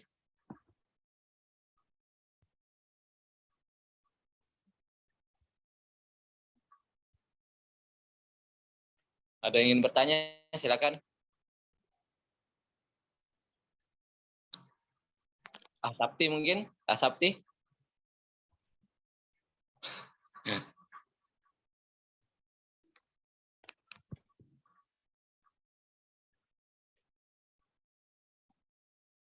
Oke, nggak ada ya. Mungkin kalau nggak ada yang bertanya, Anin yang mau bertanya. Anin juga ada pertanyaan. Langsung aja ya. Baik Pak, terima kasih sebelumnya Pak atas pemaparan yang sangat luar biasa. Yang ingin saya tanyakan terkait dengan PNS dan P3K Pak, perbedaan. Kan tadi dijelaskan yaitu sangat banyak lah perbedaannya. Misalnya pegawai PNS kan ada jaminan hari tua, sedangkan P3K tidak ada. Terus memiliki pangkat dan jabatan, P3K nggak ada. Terus kalau PNS kan bisa mutasi ya Pak atau pemindahan kerja, sedangkan P3K itu nggak ada gitu Pak.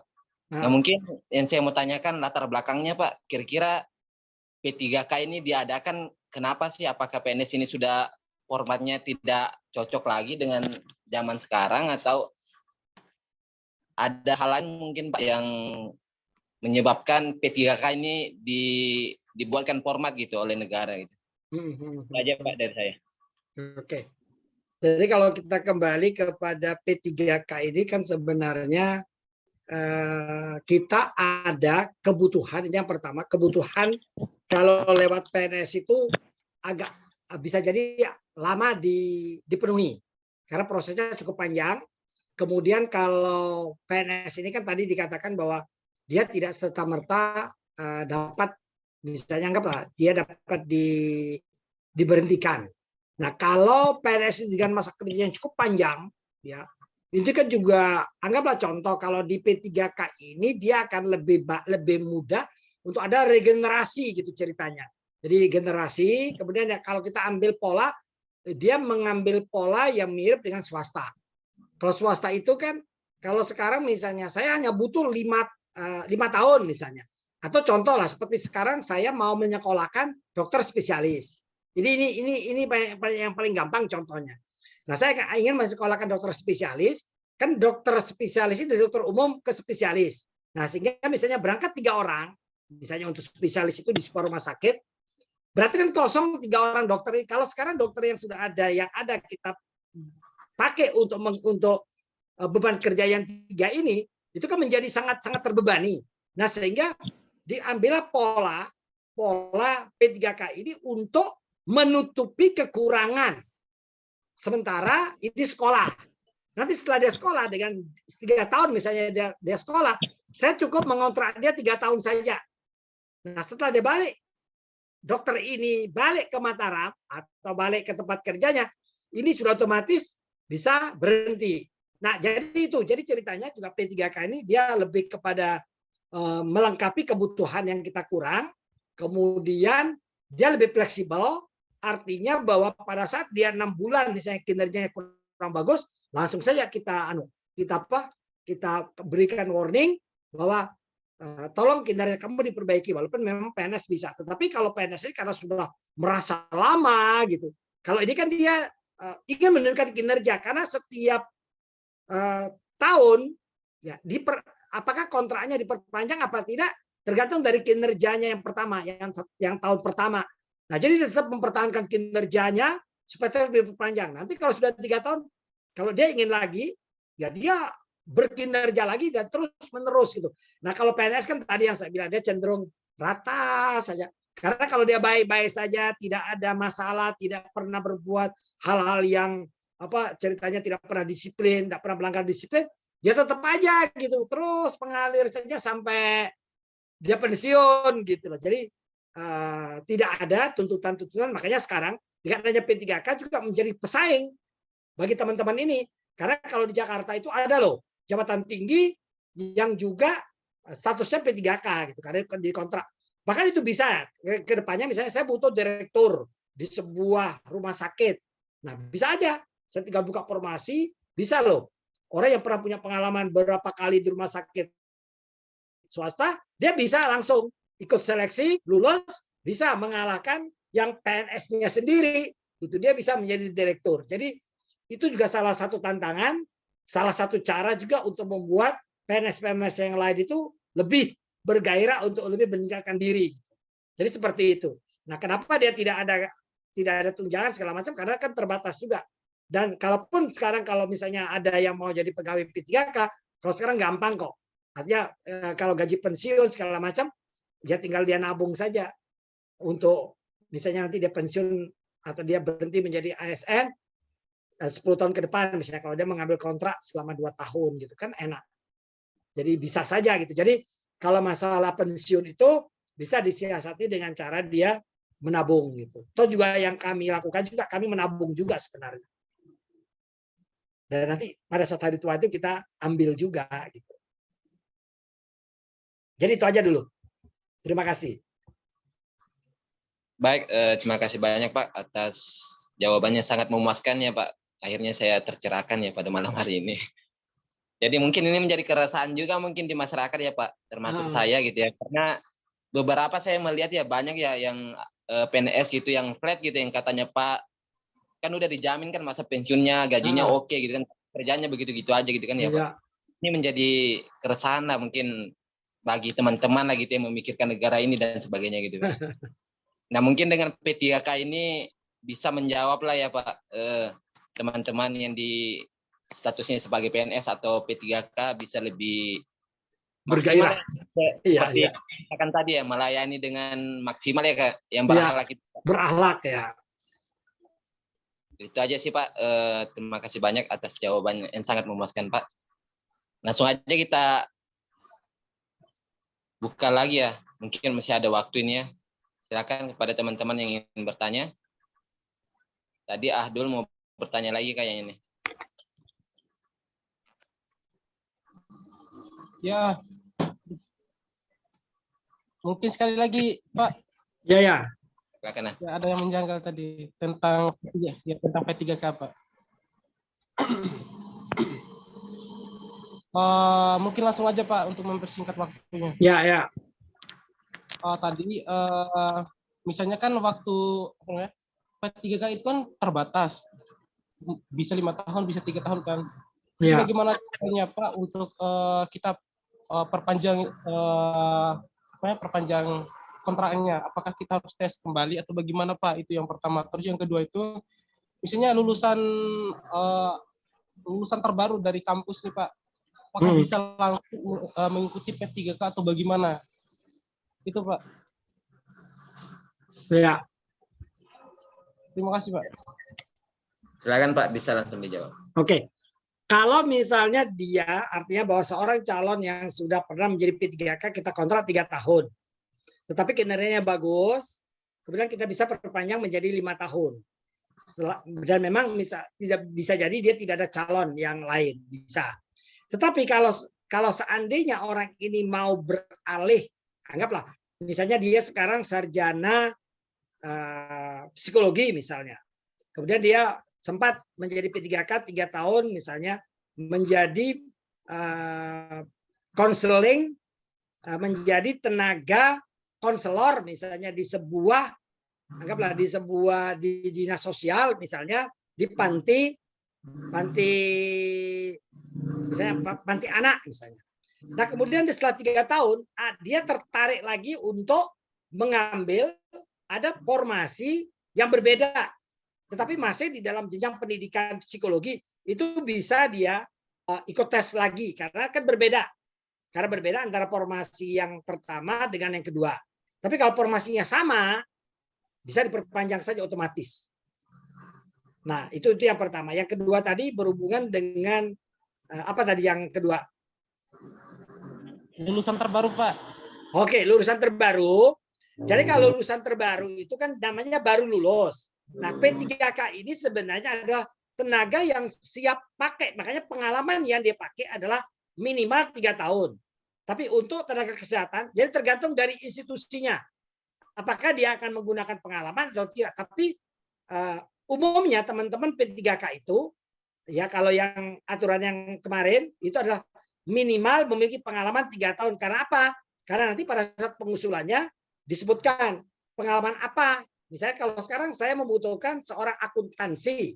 Jadi dia bukan nol, beda dengan CPNS.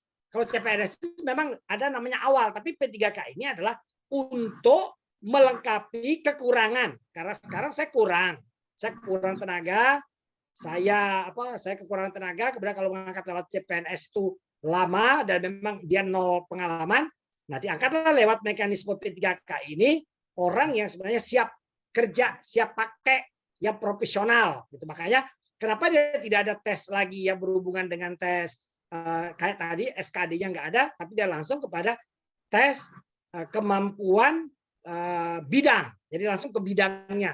Apalagi yang sekarang ini, yang tahun ini untuk tenaga teknis, khusus P3K tenaga teknis, ada beberapa jabatan yang harus menyertai sertifikat kompetensi. Seperti tadi saya bilang, misalnya penyuluh pertanian, dia harus melampirkan, artinya dia akan mendapatkan nilai lebih besar 25% bagi misalnya anggaplah ada calon dibutuhkan 1, ada calon misalnya yang ngelamar misalnya 10, tapi kalau dia melampirkan sertifikat kompetensi penyuluh yang dikeluarkan oleh Kementerian Pertanian, dia akan mendapatkan nilai 25% dari yang lain yang tidak memiliki sertifikat itu gitu. Nah, jadi seperti itu. Makanya sekarang teman-teman yang baru ini, yang kebetulan sudah lulus, yang kebetulan sudah ya belum misalnya mendapatkan pekerjaan, carilah kompetensi-kompetensi itu. Bisa diinformasi lewat browsing, lewat web, supaya apa? Supaya nanti ada modal pada saat akan melamar itu, tapi carilah yang memang sesuai dengan sekolahnya, pendidikannya, kemudian cari sumber-sumber informasi. Karena itu kan ada, tinggal buka aja misalnya peraturan terbaru tentang P3K, buka situsnya Kemenpan RB, baca di situ. Karena semakin Anda tahu informasi awal, semakin Anda memudahkan untuk Anda bisa masuk ke situ. Makanya tak kenal maka tak sayang maka tak cinta maka tidak mendapatkan. Kan di situ permasalahannya. Jadi cari informasi sebanyak-banyaknya untuk mendapatkan. Mumpung Anda lagi cari kursus, cari pengembangan diri, pasti Anda akan sukses. Kalau enggak, ya akan tetap aja gitu. Karena semua membutuhkan yang namanya perjuangan, walaupun PNS. PNS itu juga tidak bisa dimasukin dengan sekedarnya, dengan tanpa persiapan. Tetap harus dan wajib. Kalau orang yang tidak masuk, yang ke PNS hanya main-main, mencoba, ya sia-sia, nggak usah lah, lebih baik. Tetapi perlu dipersiapkan, ya kemampuan, ya termasuk dokumen, termasuk apa saja. Makanya baca dia aturan-aturan persyaratan-persyaratannya. Jadi kalau sudah siap, otomatis harus karena pernah kejadian yang tahun lalu, pertama dia pernah ikut gak lulus, kemudian dia berusaha untuk latihan selama setahun itu, latihan soal segala macam. Akhirnya apa yang terjadi? Anak ini menjadi peraih nilai tertinggi untuk NTB, mengalahkan yang tadi, yang cum laude, gitu loh. Jadi luar biasa. Akhirnya dia keterima sekarang di dinas sosial dia sebagai pekerja sosial. Jadi itu tertinggi itu, ya, hampir sempurna. Nah itu apa? Dia punya pengalaman, dia mempersiapkan dengan belajar, bahkan tak apa-apa ikut bimbel kalau memang perlu. Tapi jangan kita kosong gitu loh, tanpa punya bekal. Jadi tetap punya bekal. Jangan bawa jimat, jangan bawa ini, nggak ada gunanya. Karena banyak juga kita temui itu. Ada yang bawa yakin pakai jimat itu ada loh, tapi ya langsung kita ambil aja jimatnya gitu. Jadi seperti itu, tetap harus ada persiapan.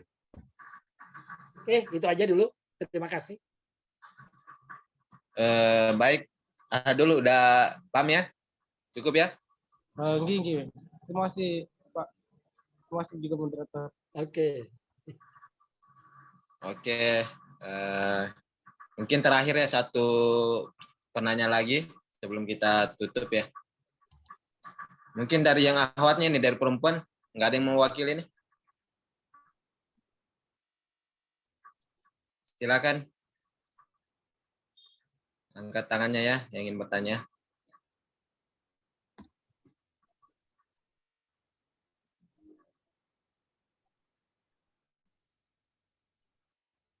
Nggak ada ya? Kalau nggak ada, mungkin kita ini ya, closing statement ya dari Bapak Syamsul. Closing statement-nya untuk kita atau pada materi pada malam hari kepada Bapak Syamsul, dipersilakan. Oke, jadi pesan saya kepada teman-teman yang masih muda ini, teman-teman di kami ini, ya, kami NTB, pertama untuk menjadi seorang ASN itu memang membutuhkan persiapan.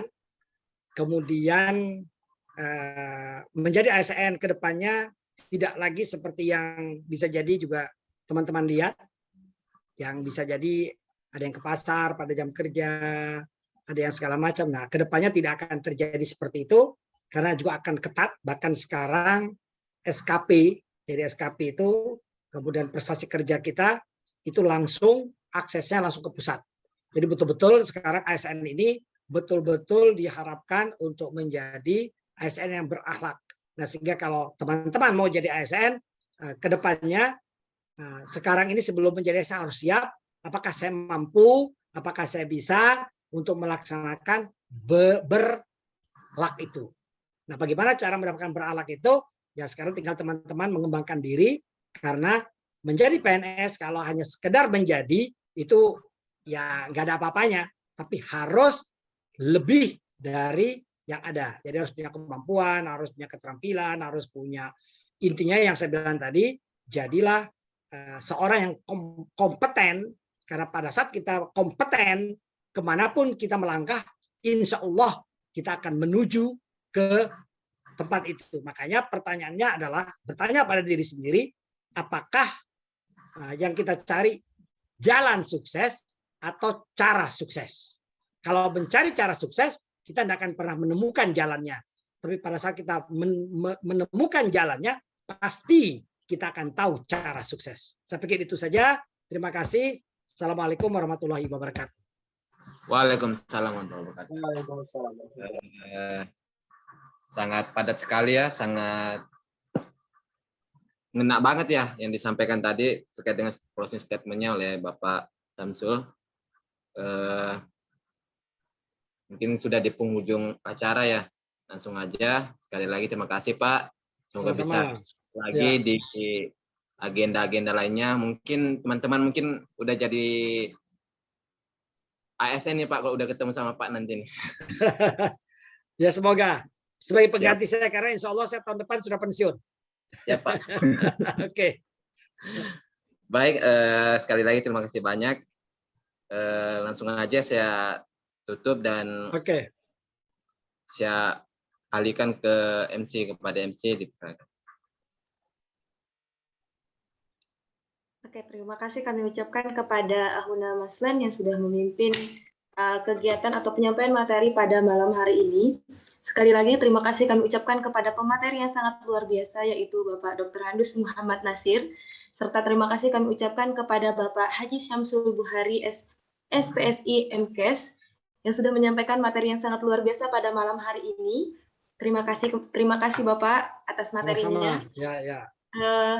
Mungkin sebelum kita tutup acara pada malam hari ini, Bapak mungkin kepada teman-teman semua untuk on cam dulu agar kita bisa mengambil dokumentasi pada malam hari ini.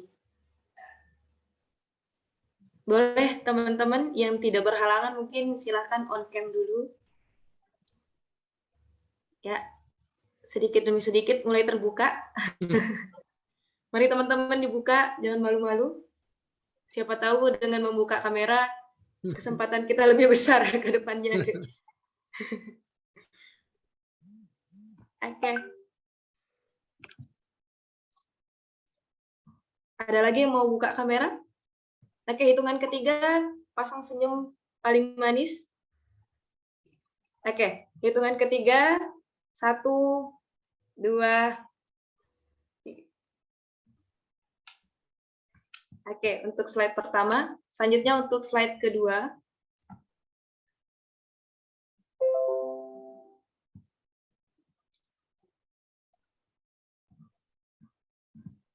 Hitungan ketiga.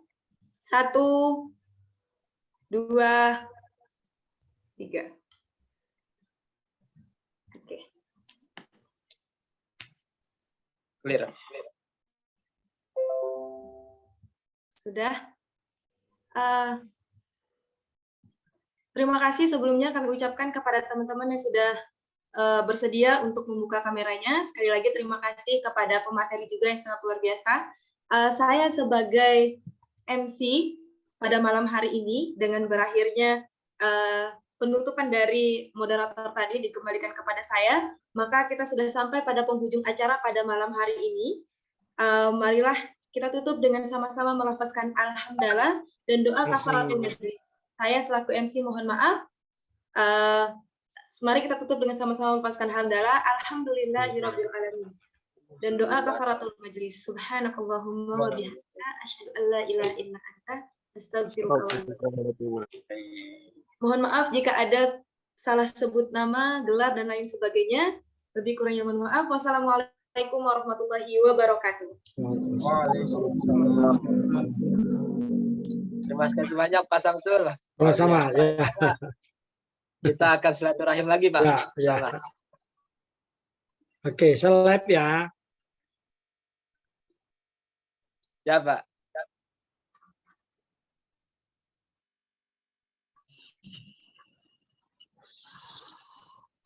Kita lanjutkan dengan agenda nobar. Siap, Ahi. Ini kita juga lagi nobarin ya. Tuh, gede. Aduh. Berapa skor aja?